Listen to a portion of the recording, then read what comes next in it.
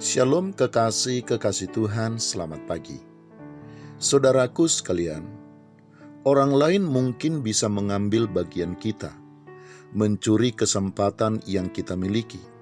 Mereka mungkin sedang merebut apa yang seharusnya menjadi hak kita. Jabatan, kekayaan, atau kejayaan dan bahkan seluruh harta kita pun berpindah ke tangan mereka, atau jatuh ke tangan orang-orang yang sebenarnya tidak layak untuk itu. Tetapi ada satu hal yang tidak bisa diambil oleh tangan siapapun dari kita, yaitu berkat Tuhan. Tidak ada tangan bahkan kuasa sebesar dan sekuat apapun yang bisa mengambilnya dari tangan kita. Jika Tuhan sudah menaruhkannya di tangan kita, maka berkat itu akan tetap ada di tangan kita apapun yang terjadi. Bahkan Tuhan sendiri pun tidak pernah berkeinginan mengambilnya kembali dari tangan kita. Satu-satunya kekasih-kekasih Tuhan yang bisa menghilangkannya adalah kita sendiri, yaitu keputusan dan sikap hati kita sendiri, di mana kita mengambil langkah dan keputusan menyimpang dari jalan Tuhan, atau sikap hati yang tidak kita jaga untuk tetap setia dan menghormati Tuhan.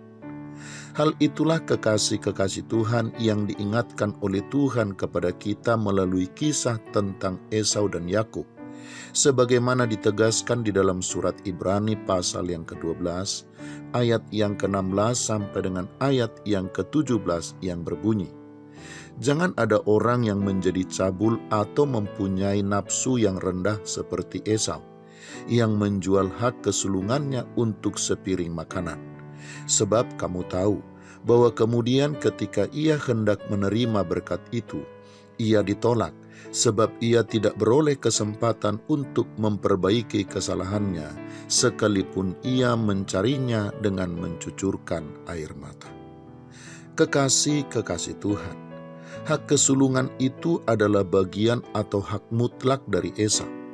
Pada dasarnya tidak ada yang bisa mengambil itu dari tangannya. Meskipun Yakub dan ibunya berusaha merampasnya, usaha mereka akan tetap sia-sia jika saja Esau tidak melepaskan dan menjualnya hanya demi semangkok kacang merah.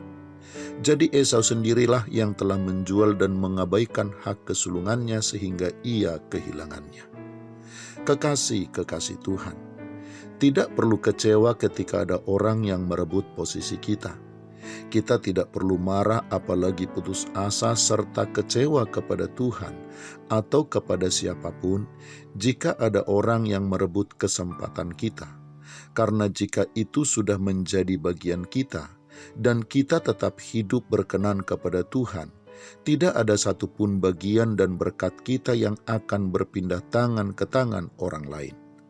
Asal saja kekasih-kekasih Tuhan kita tetap hidup berkenan kepada Tuhan, dan asal saja kita terus menjaga hati yang takut akan Tuhan dan menghormatinya dalam segala hal, maka berkat kita akan menjadi berkat kita.